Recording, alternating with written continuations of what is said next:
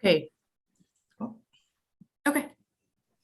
All right. Good morning, everyone. Welcome back to the Montgomery County House Delegation's Economic Development Committee's work session for January 20th. We only have one item on the agenda, which is to continue working out the details of MC 822 about the criteria for establishing and operating business improvement districts in Montgomery County. I want to take a moment to thank all of you for participating today and the last time. It was a very productive session from which we had some ideas of how to move forward. I also want to give a shout out to Rebecca Stryer and also to Ben Voigt for their great work behind the scenes in collecting all the information and sharing all the information ahead of time with the committee members. I hope everyone had a chance to take a look. We also shared with the people who signed up to join our meeting today. Thank you to lead sponsor Delegate Chakoudian for not only her good work, but also her spirit of finding a solution. Since then, Delegate Resnick offered some amendments based on the research done by the staff and our discussion last time that we need to think regionally to try to align with DC as much as possible. So we looked into the feasibility of that, and the Delegate Resnick offered some amendments. But before we get to that meat of the discussion, I want to acknowledge other participants besides the committee members who I see are all here. We have Ashley Bagwell and Andy Shulman representing the Greater Bethesda Chamber of Commerce, Steve Silverman representing the Silver Spring Chamber, representing the Silver Spring BID, Jonathan Chambers representing Friends of White Flint, right? Okay. If I can't see you, because a couple of people look very dark where you are sitting, so I can't really see you. We have Mickey Peplong, who signed up with Frit, Federal Realty, and we have Lenny Segaya, am I pronouncing her name correctly, of Kifa Cafe in Silver Spring. And I think she also represents the Fenton Village, Inc. Excuse me, and Rich Bradley also signed up, and the Jad Donahoe also signed up for the DC BID and Friendship Heights Alliance, right? Okay, did I miss anyone? Okay, I think Natalie is also with the Rich Bradley's group here, right? Yes. Okay. I see Miss Peterkin, could you tell me who you are with? I am the president of Fenton Village, Inc., and also a longtime business owner in Silver Spring. Wonderful. Thank you so much for joining us. Thank you. Okay. All right. So we had a robust discussion on January 5th, and I had conversations with both the bill sponsor and a couple of members who hope we can move forward, including Vice Chair Delegate Solomon. For the sake of finding middle ground, I think we all agree that we need to find a solution to this bill, to this community input in terms of how to do it right, and also council members' input to make the bids more inclusive of commercial tenants without making it harder to establish bids necessarily in Montgomery County. And so before we discuss the specific amendments, which I hope you have all received, I just want to mention that the state laws in general are trying to be enabling. When I was working for Montgomery County government, some of us oftentimes had the impression that the state laws were too restrictive, and they kind of bind the hands of the county government in terms of what we could do. So I want to share that perspective with you. It is in the spirit of trying to make the state laws more enabling and providing some flexibility. Okay, And the other is the regional perspective, which is not just in terms of how Friendship Heights kind of entity is bi-jurisdictional, but also the regional competitiveness, because these bids tend to take place at more urban areas where they have to compete for traffic, for disposable income, discretionary expenditures. So it is important that we keep that in mind and when we go forward with finding a solution to this, okay? Finally, I want to say we have the hindsight of 20 some years of DC bids in terms of what worked, what didn't. So it would be helpful to have someone like Mr. Rich Bradley and others who were involved deeply in DC's bids to offer some perspectives of how we can do it right. Okay, so having said that, I want to thank all of you for offering your input, including the Fenton Village Inc.'s letter, which we shared with all the committee members as well. Okay. All right, I would like to actually turn it over to Delegate Resnick to offer his amendments, and we can discuss item by item if that's helpful. Okay. Oh, I'm on. Thank you, Madam Chair. Appreciate it. So let me go through this amendment. It is a working draft. It is not, set in stone, just for everybody's, knowledge. Last week, or whenever it was, 15 days ago, we had asked committee counsel to create a document that compares DC to Montgomery County's bid laws and Maryland state bid laws. To see where where the differences are. And as most of you remember, both during the hearing and during the initial work session we had 15 days ago, the DC law kept being brought up as a model of what is a functional bid process.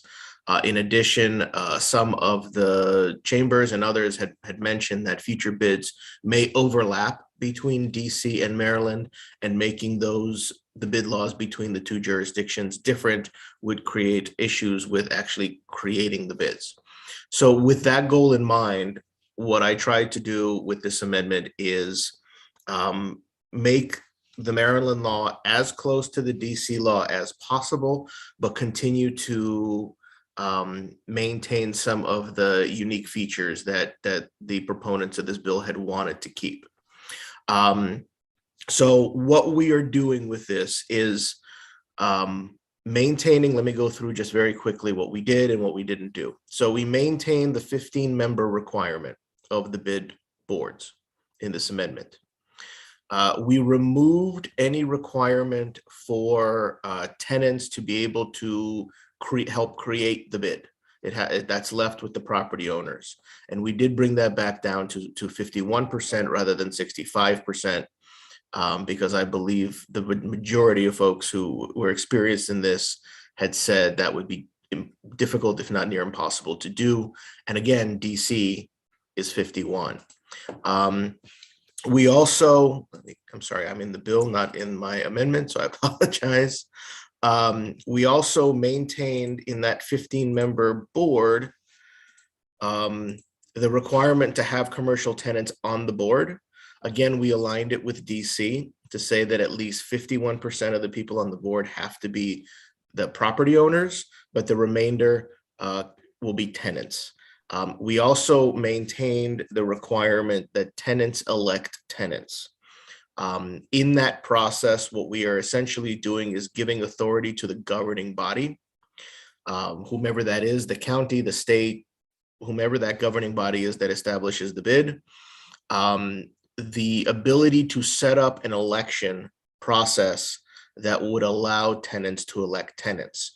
The reason we did that was because, like any election, we may have a difficult time figuring out who tenants are. At the beginning of the bid, we said there might be a group of tenants.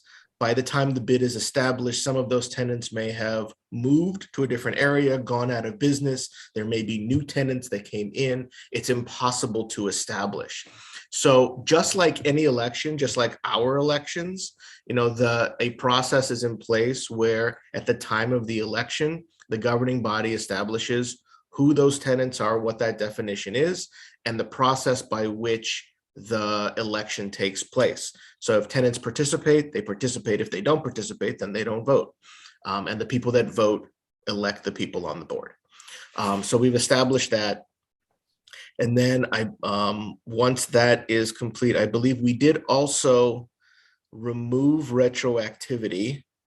And I do want to speak a little bit to that. My intent on that is to allow for removing retroactivity would obviously exclude the Silver Spring bid at the moment. My intent was that when the bid came up for renewal, which is, I believe, a 3-year process, that this would apply to them. So by removing that retroactivity, it does not completely let Silver Spring off the hook. It just does it for the initial certification period. That is the proposed amendment. We've had some comments come in from both the bill sponsor and others about some of the issues.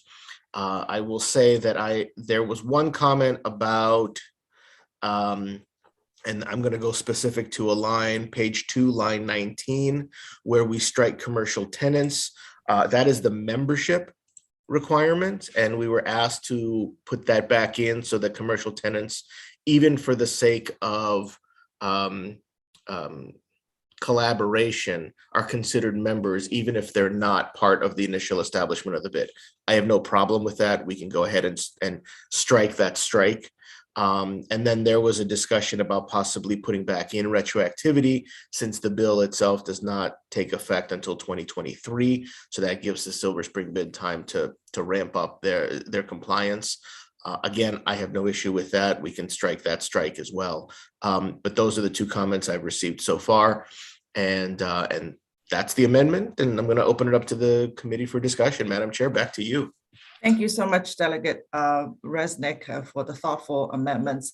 But we need to move it, need to second it? I think we have some questions on the amendments, right?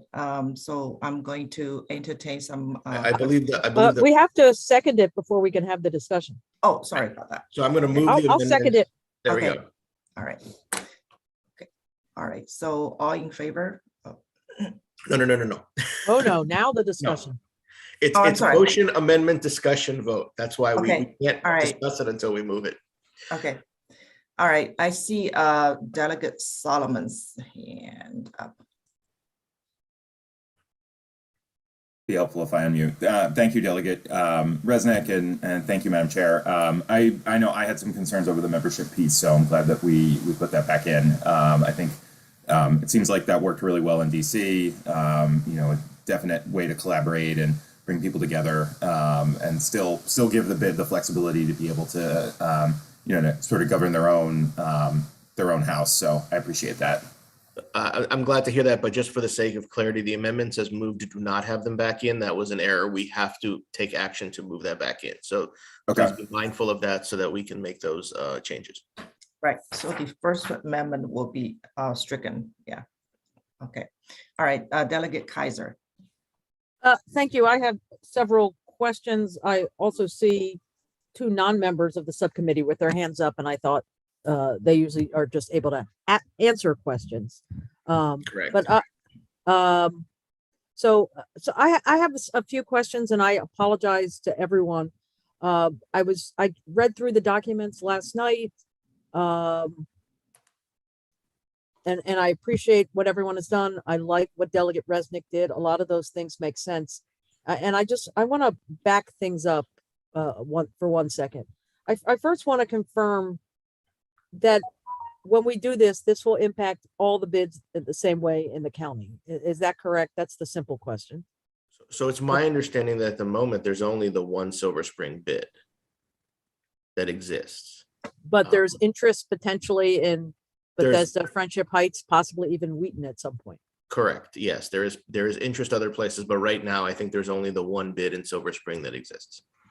And then for the practical question, and I think a lot of people might know this, and where I appreciate you going back to the 51%, I was a little confounded by the process, and Delegate Resnick pointed out some of the challenges. Someone's a business owner today, maybe not later on. but where is that list coming from? Who asks the tenants, and really who asks the commercial owners as well, but more so because there's well more tenants than there are commercial owners. I'm more worried about the tenants. Who does the asking?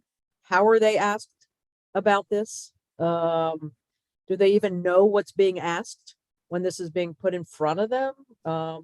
What kind of time frame are we giving to create that proper list going out there and actually getting their vote or explaining this process? So, and then am I considered a tenant if I'm somehow, I'm in a big building and Delegate Lopez has an office there and she happens to have an extra space in her office, and then she subleases an office to me so I can come in a few days a week and get some administrative support. Am I considered a tenant at that point as a subleaser?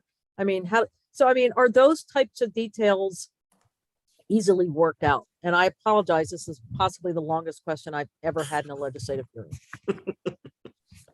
All No, right. so just if I can, Madam Chair, Sure. just to clarify Delegate Kaiser's question, are you referring to the election to the board? I guess I thank you. I'm sorry. I'm more referring to the creation of the bid itself, because I assume that most people out there don't know what a bid is and don't know what it could be and what it could provide to an area. What it could So, provide. yeah, under this amendment, we remove the commercial tenants' participation in the creation of the bid. Okay. It's just back to the property owners.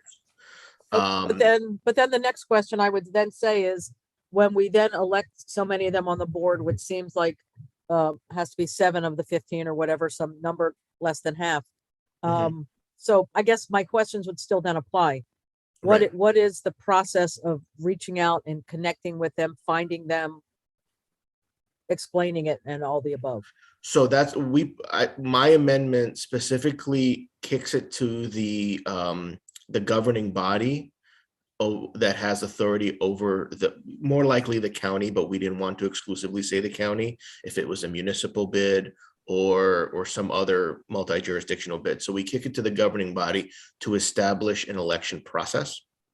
So not to the groups that are trying to create the bid, who might have a self-interest in asking only Correct. some of the property owners. Correct, Okay. exactly. And That's right. And because unlike a bid, which takes, it could take years to fully establish the bid from when you start getting signatures and moving forward.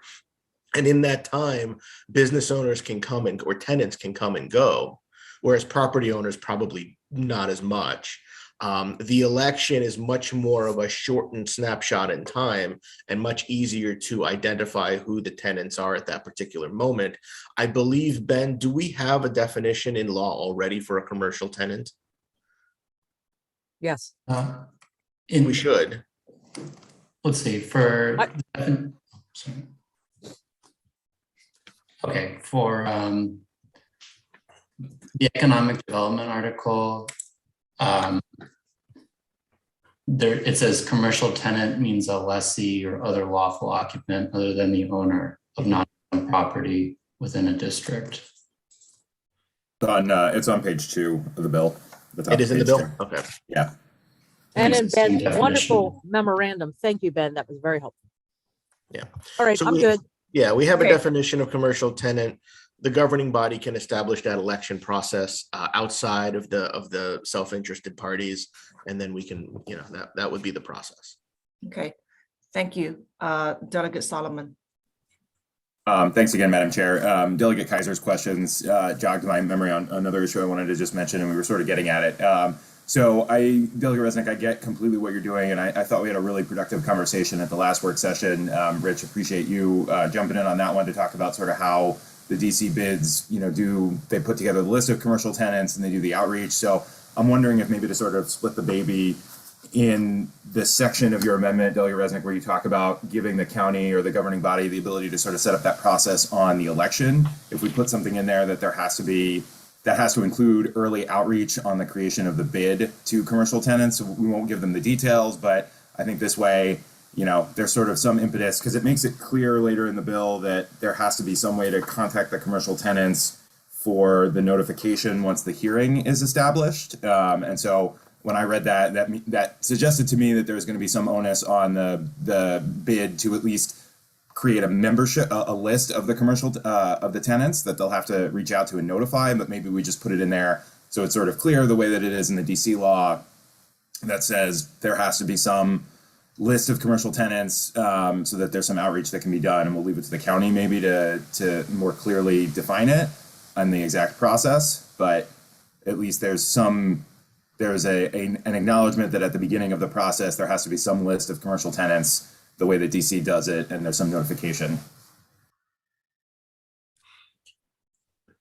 I drafted the amendment. It's the committee's amendment now, so we can do whatever we want to do. Yeah. It's intent language. It would have to be intent language, obviously. And I don't know if there's I don't necessarily know if there's a lot of usefulness in putting intent language that says the governing body needs to advertise this, is essentially what we're saying. But if we want to come up with some language on that, we could definitely do that. Okay. Yeah, I mean, it seemed to me, like it was helpful in the DC bid that they had to put the commercial tenant list together, which again, according to Rich, seemed fairly simple to do. And, there wasn't like a requirement that said everybody had to be 100% correct. I think in the DC language, it said, to the best extent possible, or to the current extent at that time or something. And then obviously that's going to change over the course of it. But at least I think I would appreciate seeing something like that in there. So maybe we can tweak it. Thank you, Delegate Solomon. I understand the intent of your, I consider that probably a new amendment to the amendment, which is to the extent possible, we should ask the property owners, as Mr. Bradley suggested last time. He talked about the two ways of how DC bids collect tenant information, which is one, simply ask the commercial landlords who their tenants are, right? That should not be a monumental task. The other is to go to DC government and ask them for the licensing, a list of licenses by certain zip codes or whatever geographic area.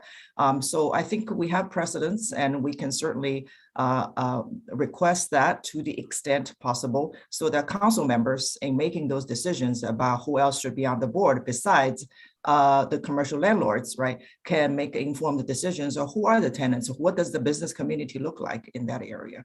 So I think that sounds reasonable, but that's just my opinion. And I would love to hear from other bid representatives, but looks like Delegate Kaiser has her hand up. Thanks, Madam Chair. As usual, you say it more eloquently than me. Thank you. Thank you. Thank you, Madam Chair. And I do have a question, and I'm finding this conversation to be very productive today. While I read the comments, from the Fenton Village, I would love to hear, based on our conversation today and the Delegate Resnick amendment, my sense, I apologize, Ms. Peterkin and Ms. Teske, if I'm pronouncing your names incorrectly. But I'd love to have a sense of, based on what you've heard today, it seemed like from what I read last night that you're wary of having a bid, or do you remain wary, and why? Thank you for the question. Okay. Is that your To question? either one of them or both, Okay. if they can. Yes. Either Mr. Peterkin or Tagaya, would you like to go forward? I'll let Lenny go ahead and answer. Lenny, go ahead. Good morning, everyone.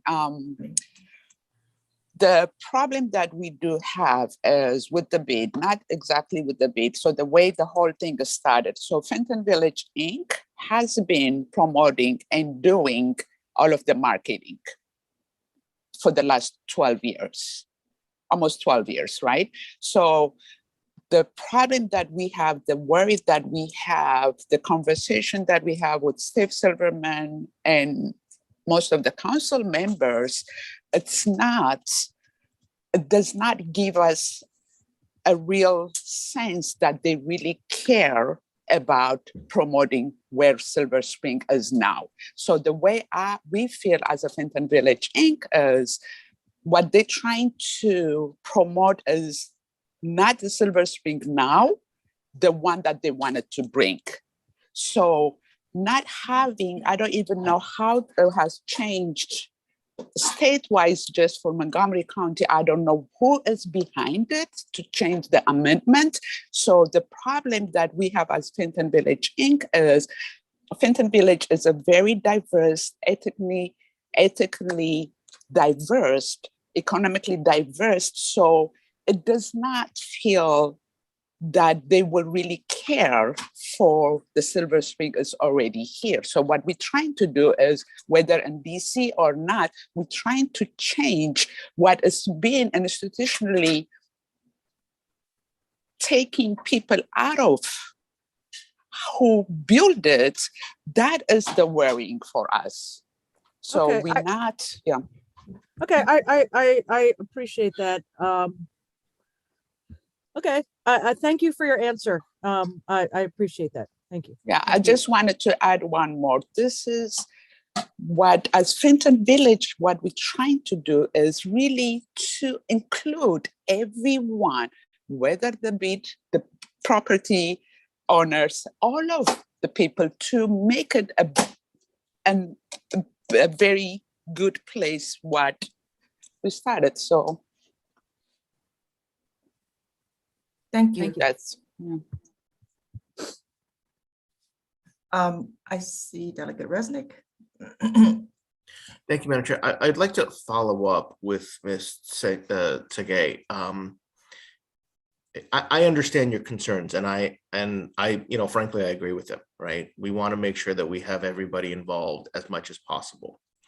By increasing the size of the bid board to 15 members and requiring that tenants are part of that board, and taking the election of the tenants out of the hands of the property owners, do you see an opportunity to essentially campaign or pull together Fenton Village to make sure that representatives get on that board and have a voice at that table? This process, the goal of this process is to try and give you that voice into that board.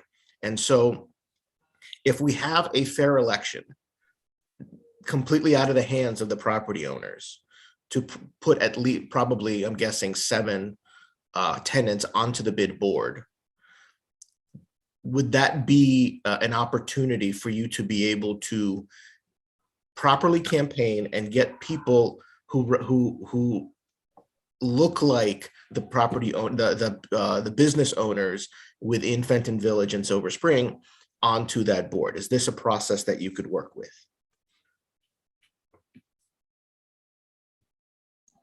So just say the last thing that you just said. So with this process, by having this election that is not controlled by the property owners, to get tenants onto the board, do you see this as an opportunity to be able to have that voice and to have the representation that you want in the bid?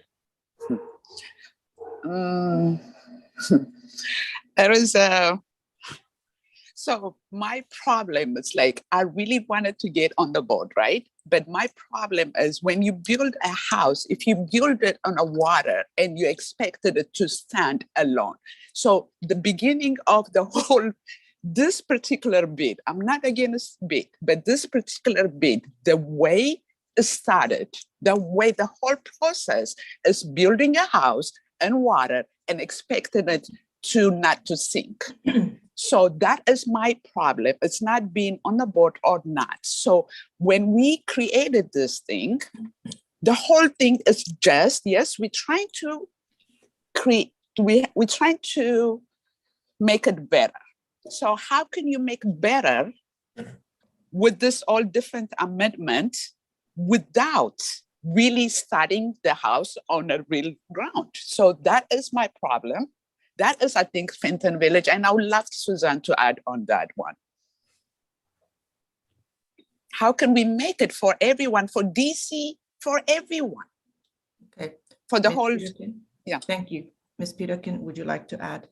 Yes, just add to what Lenny is saying. It's as if this bid is gonna happen. As we said before, everything we said fell on deaf ears from when the council voted, but now it's as if we're in a position where we have to settle for what is being given for it with the amendments and stuff. Yes, we'd like to give on the board, but at the end of the day, we still control the election. You took it out of the property owner's hands, but then the property owners still have the majority. So, and the property owners who started this, the way they started it, it was almost kind of underhanded. It's like they said they did all this research and they reached out to people, the business owners in the community, but that was not done, right? So even though we're going to have an opportunity to be on the board, do we really have a say? Thank you for your input. I think the spirit of the amendment is, and the Delegate Resnick's question is, do you think the fact that we require commercial tenants must be on the board, and that we require the council to establish a process by which commercial owners will not be able to pick the commercial tenant board members, would offer an opportunity? And I would say the answer should be yes, right? Given Yes. What the current law is. Of course, these are improvements to the current law to be inclusive. Whether or not these improvements specifically address the Silver Spring community dynamic and how the Silver Spring bid was initially conceived and established is probably a different issue. And we're trying to establish a law that will apply to all of the bids in the making or future bids. So I just want to say there are certain community dynamics that are probably beyond the scope of what this bid law can address, that should be probably facilitated through other means. But of course, we're trying to do the right thing as well here. Delegate Kaiser. Thank you, Madam Chair. And again, thank you all for your indulgence for my many questions here.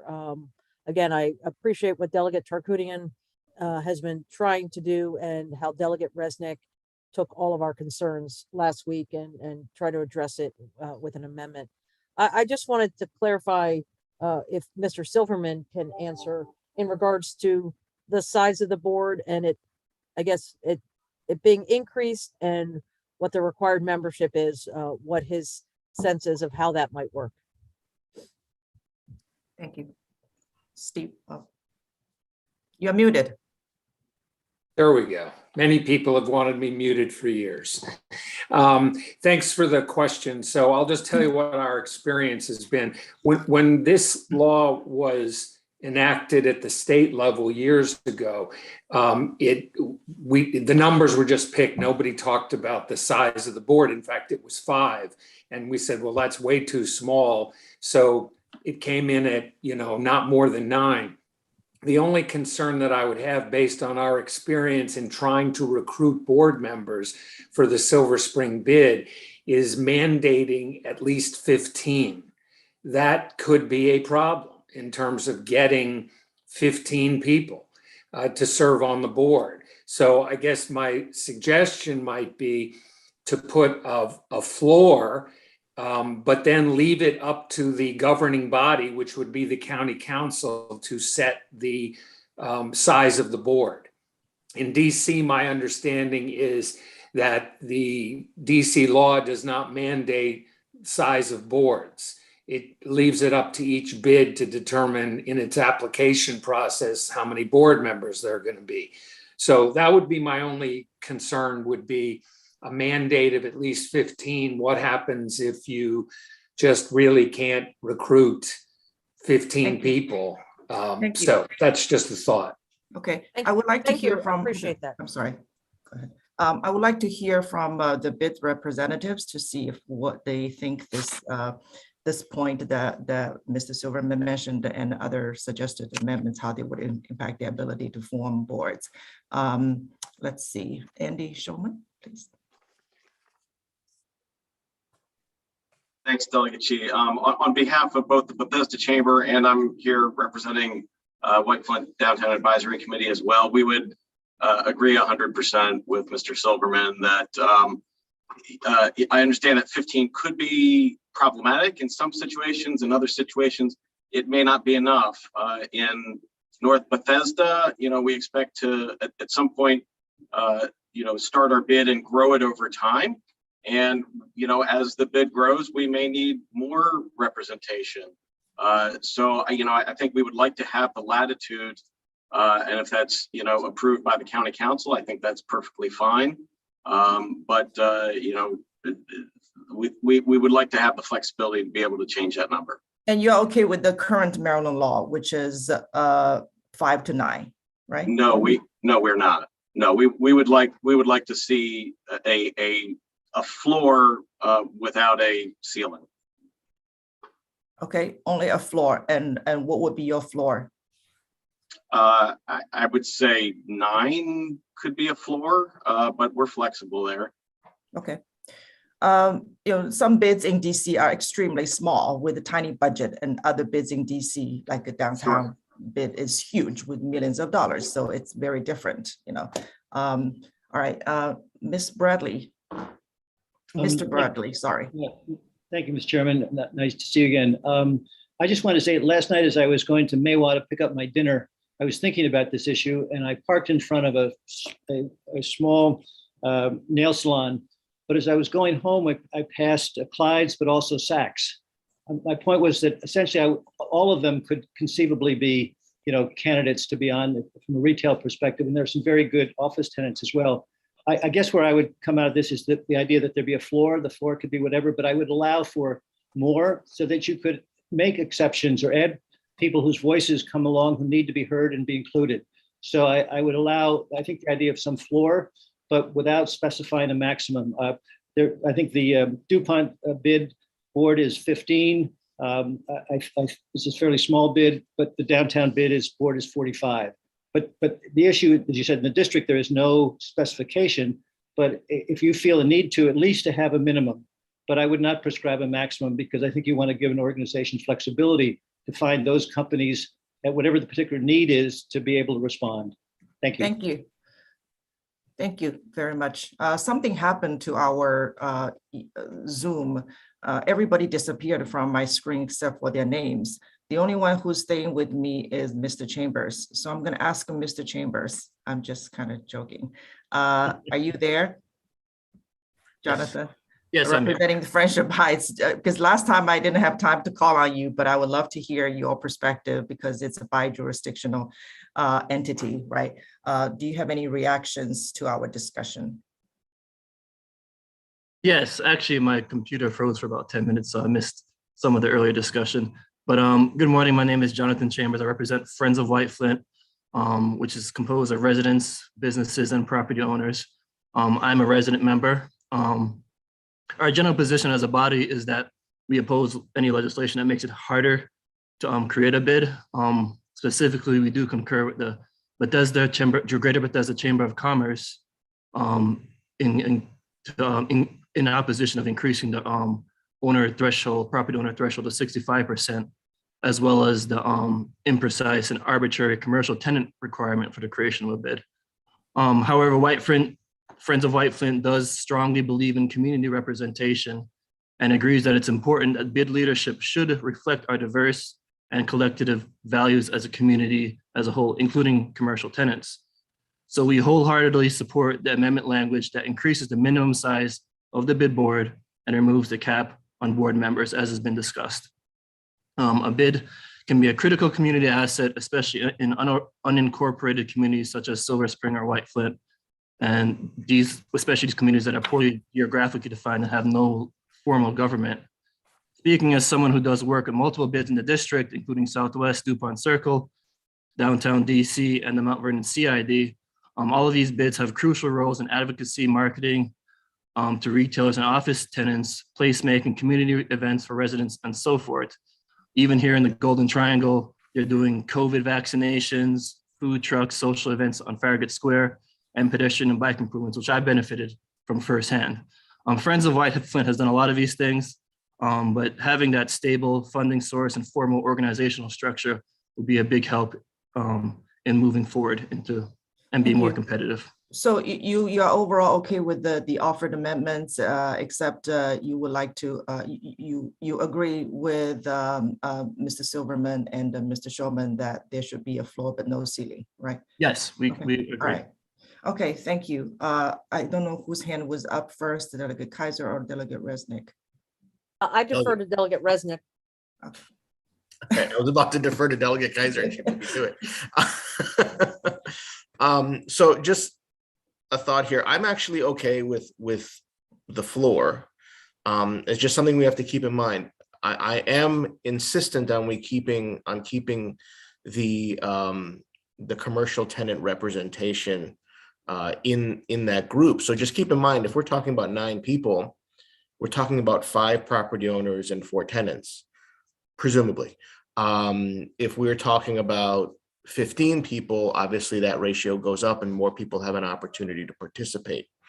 I'm a little worried about 9 just because I think it's a tiny board, and the idea of not being able to find, 5 or 6 commercial tenants in an area that probably houses hundreds of them. I've been on nonprofit boards. I'm on nonprofit boards right now where clearly we have trouble finding people to spend the time. But at the end of the day, you always find the people because this is an important issue for those business owners. So my preference, if 15 is viewed as too high a number, I think 9 is too low, frankly. So maybe we can find something in between, keep it at an odd number for obvious reasons. I think we can go from there. I'm, somewhere around 11 or 13, whatever anybody wants to do. I just think 9 is too small, even for a small bid. Thank you. My two. Delegate Kaiser. Yeah. Thank you. And something that one of the other witnesses said before in referencing, I think Friendship Heights and some of the large business names and so forth. Can we, in this language, in addition, and I agree with what Delegate Resnick just said, but in addition, can we clarify that the commercial tenants have to include big tenants and small tenants? So we don't get a situation where it ends up being all like the big companies. Thank you. I wonder if this is something we should leave it to the county council and articles of incorporation based on the lists that we require, so the council can make that kind of decision. But I want to hear from the bids and others. But it's a good question, but I just wonder if this is something that our state law should stipulate. Mr. Shulman, do you want to chime in on that? Yes, thank you, Chairman Chi. In response to Delegate Resnick, I was actually both of you, I was going to agree with what you just stated, that and remind that this is enabling legislation, and whatever a bid proposes is going to be taken to the county council, where they're going to then approve it or decline it. So 9 sounds very small. It sounds small to me, but I just don't know how small of a bid may be created at some point in the future. And I think, we're just trying to have some flexibility and allow the county council to say, yeah, sorry, 9 is too small or 40 is too many. And just allow the county council to have that ability to determine what is appropriate based on the individual bids situation. And the same would go for the commercial tenants, big and small. I think that's a very fair and appropriate question, and agree that there should be representation of both. Thank you. Well, we can put in language that requires the council to make that consideration without explicitly saying it, just so it's not forgotten, because you can tell me every time that it's enabling, but we have a role here at the state level to express our values. Oh, yeah, I absolutely agree with that. Well, yeah. No, I'm saying that to you and to the other members too. It's enabling for sure, but I think we need to be happy with what we're putting out there and not finding out later that it ended up being some other way because we didn't put this in early. So we can put it in there without being too specific. Yeah, Great. That's a good point. Steve, and I'm gonna call on probably Mickey because he also represents an important bid. Yeah, I just real quickly, yes, 9 is too small, pick a number. I think 15 is too big, so pick a number.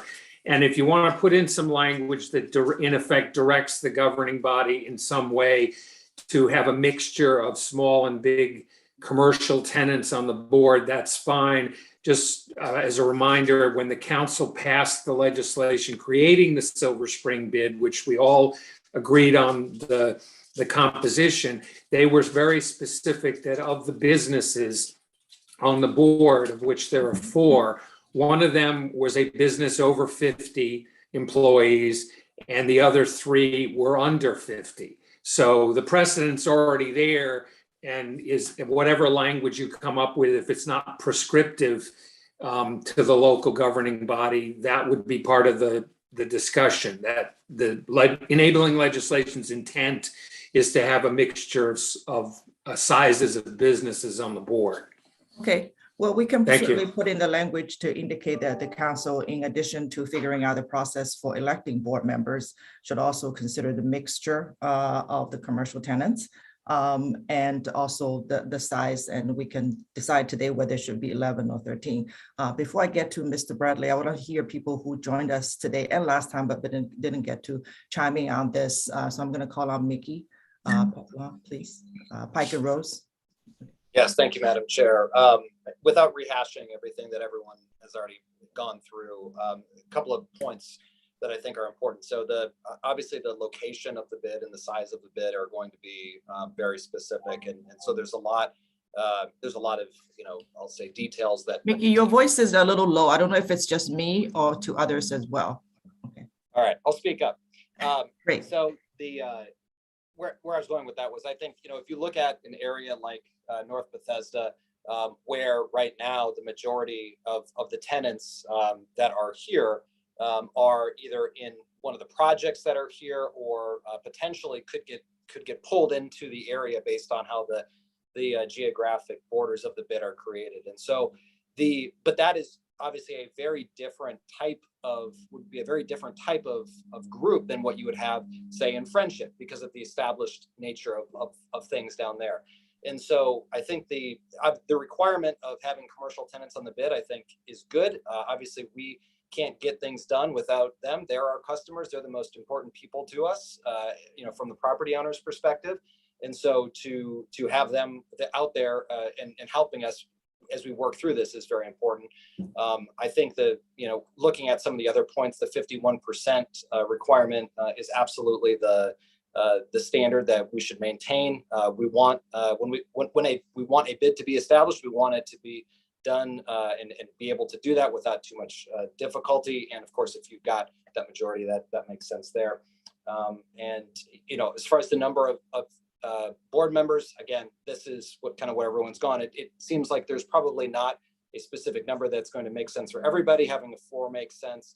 I actually think 9 sounds good personally in some cases. And I think that there will be other cases where we're going to want over the 15. So I think not having a cap on that is important too. Thank you. Before I call on you, Mr. Bradley, I would like to hear from my colleague, the bill sponsor, Delegate Charkoudian, if she has any reactions to our discussion so far. Thank you, Madam Chair, and thank you to everybody for the conversation. I really do appreciate it. I appreciate the thoughtfulness, and I appreciate the spirit that Delegate Resnick and the time that Delegate Resnick has put into trying to find a way forward, as well as you, Madam Chair, and others. I think obviously I put the bill together in a way that I thought best addressed some of the issues, but I'm also trying to be pragmatic in terms of what it is that I think we can manage to pass. I think when I think about Silver Spring and our experience, which is the experience that I have, even though I appreciate that this bill is enabling for the entire county, I think one of the challenges is this question about representation, which I appreciate that there seems to be really consensus here amongst everybody about the importance of representation. And there seems to be consensus amongst committee members to establish the bid so that commercial tenants elect their own representatives, which I think is really important. there's an element of the beginnings of the bid that I think we were trying to address by adding commercial tenants in signing off on the bid. We did it with 65%.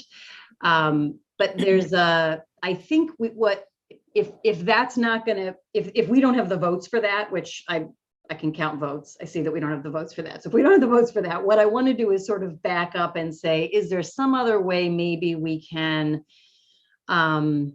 make sure tenants know the process is happening? I think one of the concerns is that you could have people who are very invested in, have given their entire life savings to, have been a commercial tenant for 20 years. This entire process could occur and they find out when it's in front of the county council.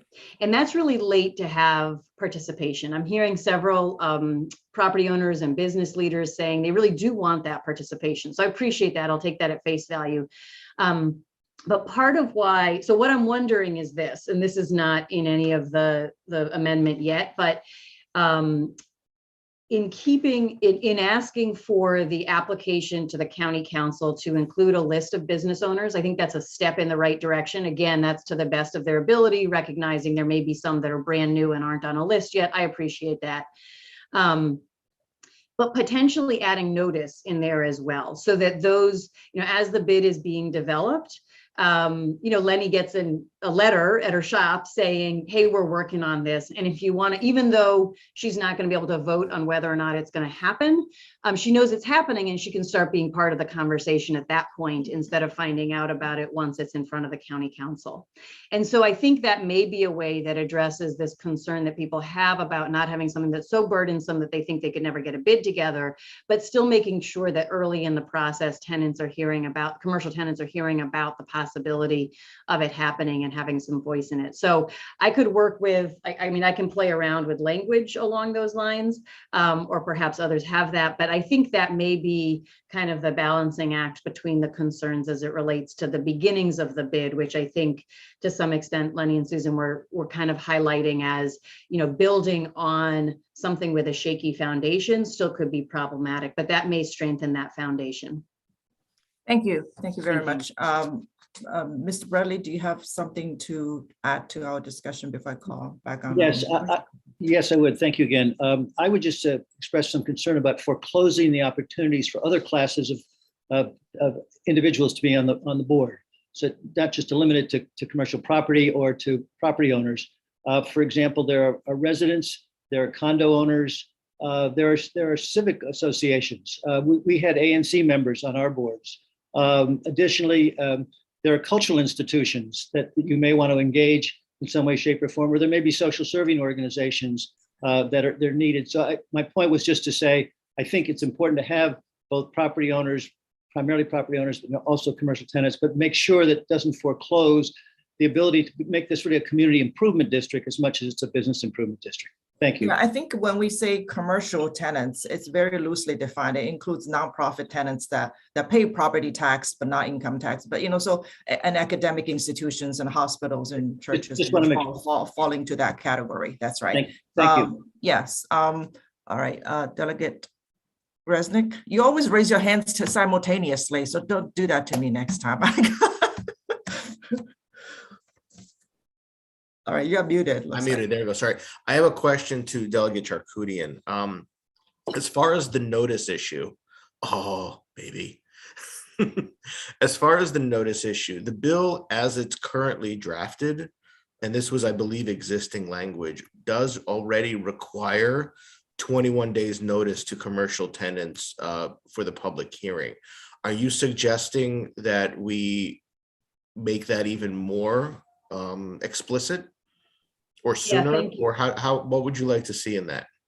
Yeah, thank you. Well, so when I was thinking about it as the commercial tenants would be signing off on the creation of the bid, that would have required notice like 2 years before it's going before the county council, right? I mean, all of the folks here have talked about how this is a multi-year process where they're going door to door, getting people to sign off on it. So I think what potentially could happen here is that property owners could be working on this for a year, 2 years, and then commercial tenants find out about it 21 days before it goes to the county council, right? So I think what I'm thinking is, and I hadn't thought through this piece of it because the bill as I had written it was that they would be participating in the creation of it. So then they would be finding out about it 2 years early on. But if you give me a second, or maybe some of the wise people on this call can think of something, I think that the idea, my goal would be that as there is beginning to be this possibility of a bid, so not right before it's going in front of the county council, but really as it's starting to come together, this engagement begins, or the opportunity for engagement begins, because maybe somebody gets the notice and says, great, do your thing, I don't care. And other people get the notice and say, great, could we have a meeting because I'd like some input into it, right?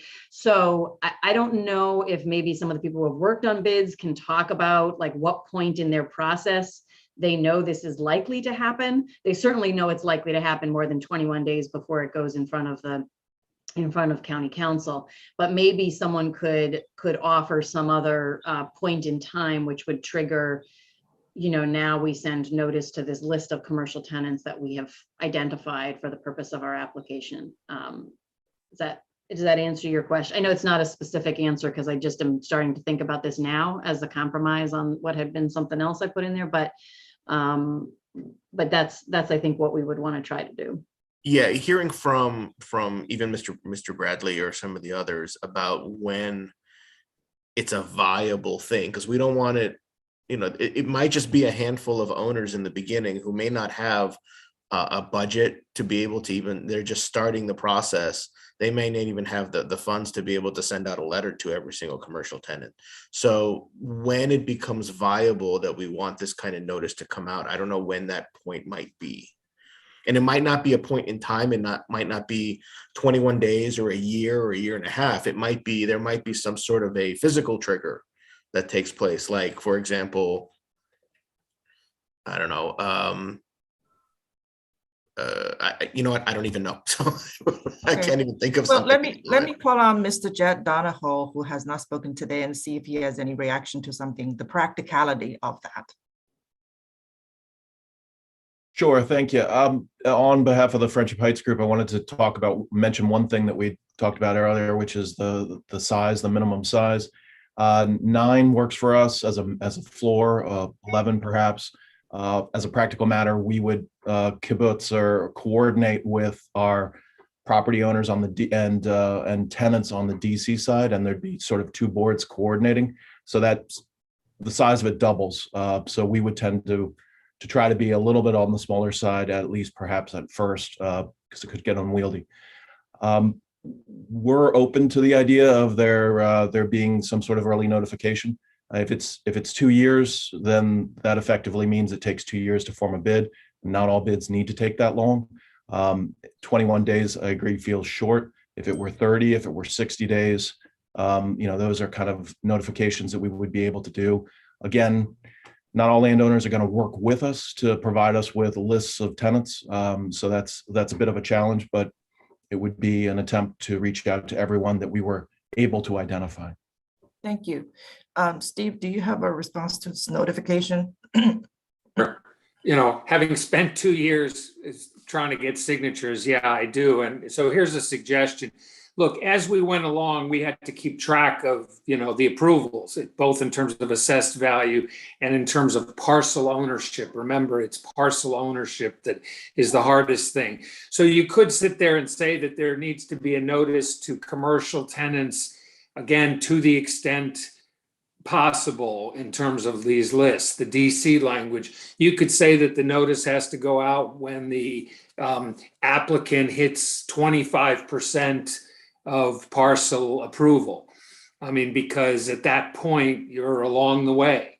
It's a point in time where, we were just continuing to try to get signatures. So it seems like that may be, that would certainly be enough time for all of the businesses, the commercial tenants, to have more input, but it also doesn't require, on day one that somehow or another notice gets sent out. So that's a suggestion. And again, what was that 25% pointing time? In other words, when you could come up with language that says when the when the applicant for the bid achieves 25% approval of parcel owners. I'm not a great drafter, so I'll leave it to the drafters.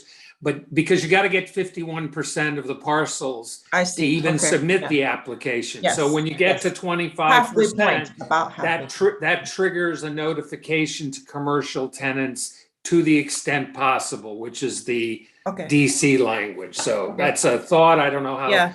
I don't know how Delegate Charkoudian feels about that, but Okay. maybe that achieves early Yeah. notification. I think in spirit, it seems to make more sense than an arbitrary timeline. Okay.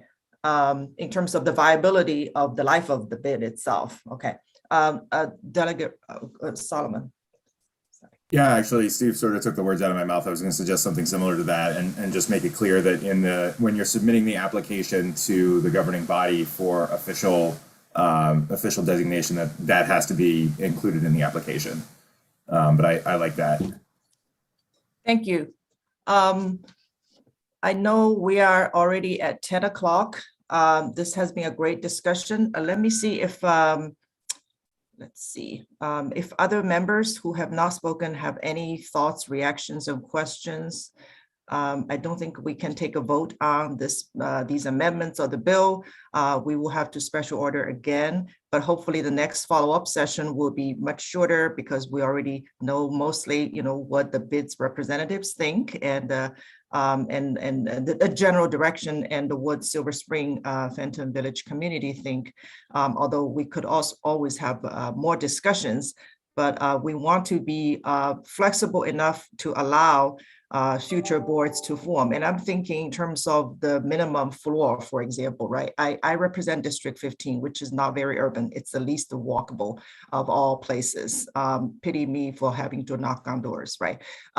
So having said that, if God forbid anybody wakes up and say, hey, the Life Sciences Park, which currently is not an organized structure, but has a lot of great bio companies, right? Small, medium size, and say, hey, we want to do some placemaking and promote ourselves, right? To attract more tenants, whatever, want to form a bid. It could be a challenge to have a floor that is too high because it's not a very densely populated urban area. But if they want some retail to be mixed in, right, and to attract future new development, that could be, a challenge. So I think if we can work out a happy mean on that, that would be great. Do I see any hands? Okay. Anyone has some last minute thoughts before we Move to special order. Okay. Or move, I think Delegate Resnick has to table his own initial amendment. Okay, Yeah, I defer. Okay, go ahead. So, you know what? I don't even know how to do this. If I table my amendment, would we have to take up the amendment now? But if I withdraw my amendment and we retool it, we can just offer it anew next time. How about that? Thank you. And so I'm going to move to withdraw my amendment at the moment. Second. And then we can retool it, come back next time with a fresh, clean document instead of having to amend an amendment. Great. That sounds like a good solution. Okay, everyone okay with that? All right. Okay. All right. So thank you so much. I'm very glad we had this very productive conversation, and feel free to reach out to me or any of the committee members or Rebecca Stryer, whose email you all have, if you have any other follow-up great ideas or thoughts. Okay. And I want to thank all of you for participating today. Okay. Thank you.